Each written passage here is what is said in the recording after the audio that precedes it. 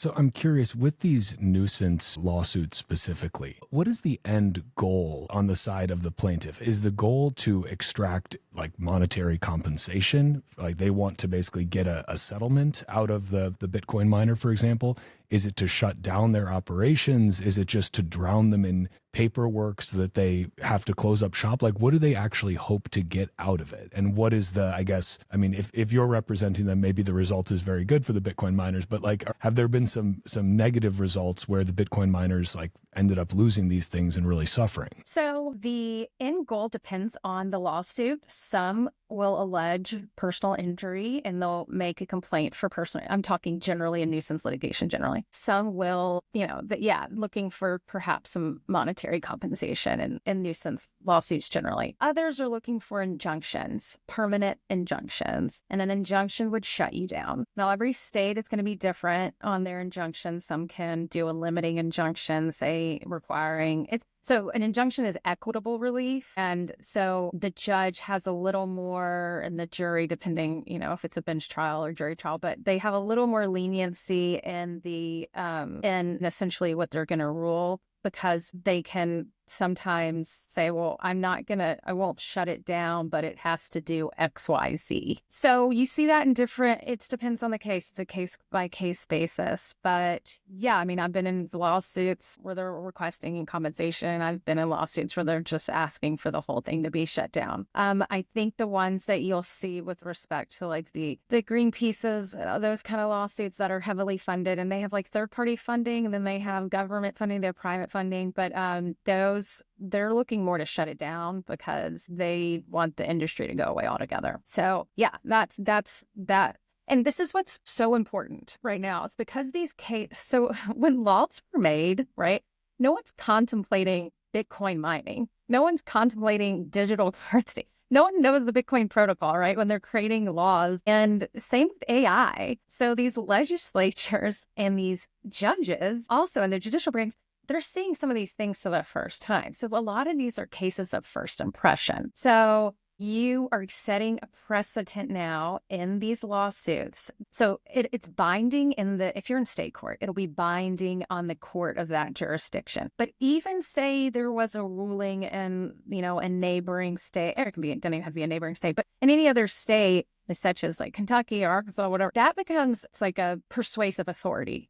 So then someone in another state can say, well, this judge ruled in this way, and this is what you need to do here. And, the judge, if it's persuasive authority, they can just kind of use that as an analogous thing. But the judges will look to something else, especially when it's a new thing that they don't understand. And so the laws that and the orders that we get from courts now, the judgments that we get from courts now, any of these verdicts and any of the nuisance litigation that happens will be used as precedent moving forward. So, and that goes for all of them. So, I know there's mining competitors, but really what's set for one is kind of set for a lot of them. So everyone kind of needs to be on board. And then so I do anticipate there will be quite a lot of appeals going on, because I'm going up to the highest court to get a ruling on some of these things in the states, and depending on if you're in a federal jurisdiction or in the state court. So anyway, that's one area. And then, yeah. Yeah, I was just going to say, I mean, so there's kind of like, this is like a unique moment where you have the birth and kind of widespread adoption of a new technology. During this time, from a non-technological, but from a legal standpoint, it's like this is sort of setting the rules of the road, or at least the precedents that are going to be used legally later, right, to just kind of, potentially, I mean, if things don't go well, used to really punish miners. And if they do go well, allow miners to actually continue operating without needing to worry about frivolous lawsuits being thrown at them hand over fist. Is that kind of a fair summary? Absolutely. Yeah, exactly. I mean, so this is kind of like a key moment then right now, because it's like, if you don't win these cases now, if you don't set that precedent, it's going to cause just an unimaginable amount of trouble down the road. I mean, is it... Right. Do you see like a lot of, are Bitcoin miners kind of also getting together on this and realizing, hey, look, even though we're all competing for hash rate, what benefits one of us from a legal precedent perspective is going to benefit all of us? Or do they all kind of go it alone to a certain extent? I'm probably not privy to a ton of the conversations among all of them, but I do think, perhaps not in the legal sense, like in a like a dispute or litigation setting, but certainly in a lobbying setting or an advocacy group setting. Like, for example, in Texas, we have the Texas Blockchain Council led by Lee Bratcher, and they, you have all these miners that are members of this council and come together to engage lawmakers to make more favorable Bitcoin-friendly laws. And so the response there has been wonderful, but it's really going to the legislature at that point. Like, for example, so either yesterday or 2 days ago, sometime this week, the Senate had a bill in Austin on creating a Texas Bitcoin strategic reserve. So that's something that they're going to be voting on. And I think there's also a House bill. There's maybe the only distinction there really is whether or not the state of Texas, it'll be part of the Treasury, or whether it's, manned more outside of the Treasury, probably like the state comptroller. And like, there's probably some,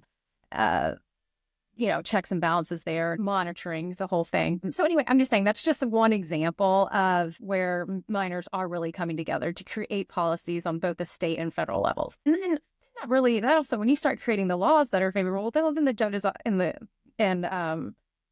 have to follow it. But another way of doing that is also in litigation. But yeah, I do think the miners, are coming together for different reasons. Like, for example, in Wyoming, they passed a lot of Bitcoin-friendly laws about self-custody and private keys and things like that. And so I think in different states, they're targeting different laws that they want to have passed. And it's just a matter of getting them passed, educating the people in the legislature too, because that's another hurdle. So, but anyway, I don't think the miners are restricted in that participation, but I'm not sure that they all get together and necessarily when there's litigation going on. That's fair. I'm curious too if you see that there's going to be, obviously different states have different treatments for things, right? They have different ways they're going to handle it, different levels of friendliness towards any industry, but right, towards Bitcoin miners specifically. You mentioned the China mining ban earlier. Obviously that brought a lot of mining to the US. Do you think we're going to see a lot of, let's say, jurisdictional arbitrage continue to happen just within the U.S. itself? States like Texas, states like Wyoming that are more favorable, like that just seems like they're going to suck any hash rate out of these other states if people know, hey, legally, from a legal standpoint, this is a friendly state to do business in because you're not going to have the rug pulled out from under you. Yeah, I absolutely agree. I don't think you're going to be seeing it in California and New York. I think it's going to be gravitating towards the Texas, the Floridas, the Wyomings, the Ohios. That's where you'll see it predominantly, maybe even the Nevadas, or in Arizona. So where there's a lot of land, a lot of cheaper energy, good infrastructure, welcoming policies,